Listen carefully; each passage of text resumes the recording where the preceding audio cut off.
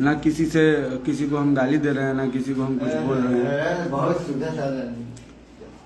बस अभी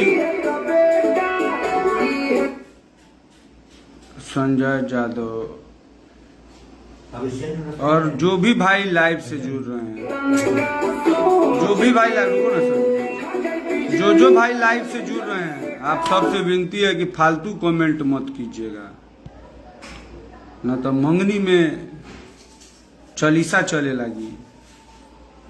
तो हम नहीं चाहत कि भोरे भोरे चालीसा चलाई, ऐसे कि हम पहले ही बोले रहे कि जब बात हमरा पर आई, कोई होई प्रधानमंत्री के बेटा होई तना छोड़े।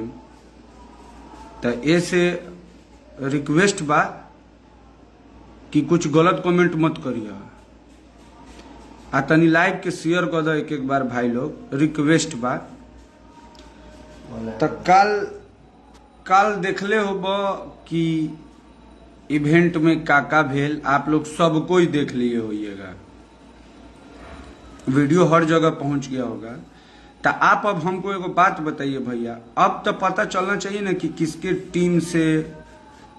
टीम से कौन उंगली करता है। अगर काली कुछ बोलिए देतन तक का हो, देखला आगे अखिलेश कुमार अपना माई के गाड़ियों सुनी बात क्लियर। हमरा ई ना बुझाला कल ऐसा तना हो कि कल तू बारे चुतिया तो गड़िया थोड़े रहे, चाहे किसी के फेवर में थोड़े लड़ रहे हैं। बोलेंगे काहे नहीं, बोलना है, वीडियो बनाना मेरा काम है, देखना है तो देखो, ना तो भागो भोसड़ी वाला। यहाँ से न्योता देते हैं तुम लोग को, कार्ड भेजते हैं कि आओ देखो, हैं बात बोले है नहीं, गाली दे रहे हैं किसी को, किसी के फेवर में बोल रहे हैं, जाने के ना सुने के लिख देनी तो आ गए बकचोदी करे, काट देवल गेल लखा।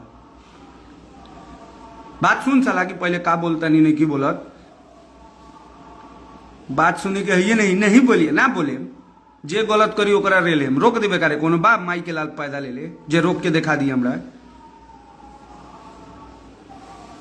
आ गेलन ई करे, नहीं बोलेंगे। बात सुनो पहले क्या बोल रहे हैं, किसके फेवर में बोल रहे हैं, नहीं बोल रहे हैं। हम तो अभी भी कह रहे हैं कि नहीं बोलेंगे किसी के सपोर्ट में। हम भोजपुरी से कमाते हैं तो भोजपुरी भाषा के बारे में बोलेंगे ही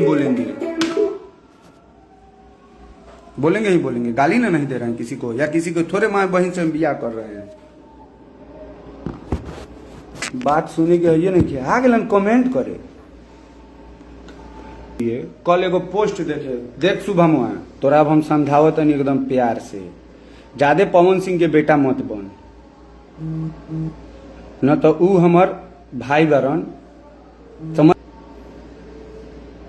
भेज दे है जितना बा। देख सुबह मुआ सूर्यावा एक बात तो के कोनो वीडियो देख लेनी नू तो देखलिस तोरा बाप के बोले में छोड़बे ना कर रही, तो तू कौन खेत के मूली बाड़े रे, आ तू तो हमरा नाम से मुतलिस रे, तोरा बाप के औकात हो हमर नाम धर के वीडियो बनावे के ना, तू जानलिस।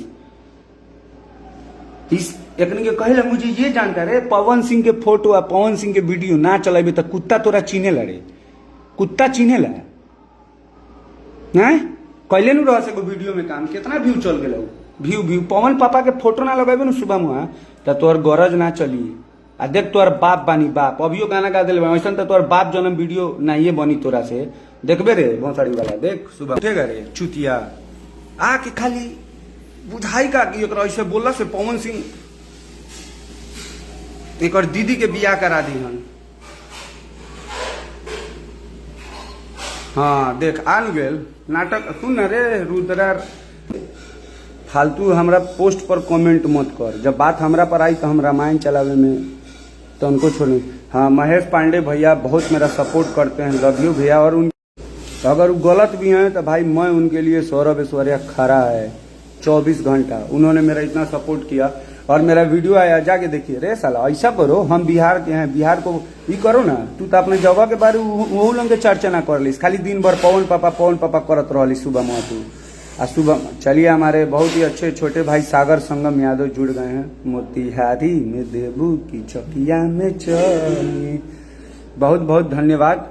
और आज हमको बहुत खुशी का बात है कि हमारे प्रियांशु सिंह म्यूजिक डायरेक्टर, हमारे छोटे भाई भी मेरे गाने का कम्युनिटी किए, जो भी भाई लोग मेरे गाने का सपोर्ट कर रहे हैं बहुत बहुत धन्यवाद। देखिए ऐसे होता है, ऐसा थोड़े कि प्रियांशु पवन सिंह का म्यूजिक बजाते हैं तो मेरे लिए वो है, हम लोग का पर्सनल बातचीत था, पर्सनल खत्म हो गया, हम लोग भाई हैं। हम कहाँ प्रियांशु को बोल रहे हैं। आप लोग अपना वीडियो बनाते हैं, जितने भी यूट्यूबर हैं, जितने भी क्रिएटर हैं, आप लोग अपना वीडियो बनाते हैं, अपना वीडियो बनाइए। आपको अगर अपने पवन पापा का तारीफ करना है तो पवने पापा का तारीफ कीजिए। खेसारी पापा का नाम काहे लेते हैं, बोले ना इवेंट में बेटवा सा, तब बताओ पवनो भैया के बेटा, खेसारियो भैया के बेटा, तो भोजपुरी समाज के कौन चीज लगबे, ओकरो तो बेटे नु भेले। तो बेटा शुभम सूर्या, एक बात तू बोल, अगर अपना माई के दूध पीले बारे तो कुछो कौनों के बारे में, किसी के बारे में, अगर भोजपुरी में तुम अब किसी भी कलाकार के बारे में अगर पवन सिंह के सपोर्ट में आके वीडियो बनाएगा तो हम उसका सपोर्ट में वीडियो बना के तुमको रे लेंगे। इसलिए अच्छा है कि वीडियो बनाओ, कोई भी भोजपुरी में विवाद नहीं करो।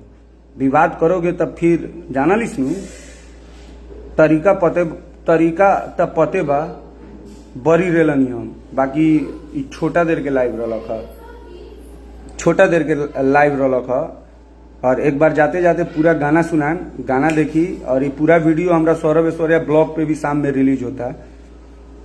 तो बस बेटा लोग तैयार हो जा, एकरा बाद भोजपुरी में कोई विवाद कैलक तो देख लो। पहले पवनी सिंह बेटा कहत रहा, खेसारियो ला समझले रे, आगे कॉलेज की मोतिहारी के कोनो ब्यास बाप है, तुमको पैदा ना किए रे, तोरा नाम बनाए हैं रे, दिन बुलालिस रे।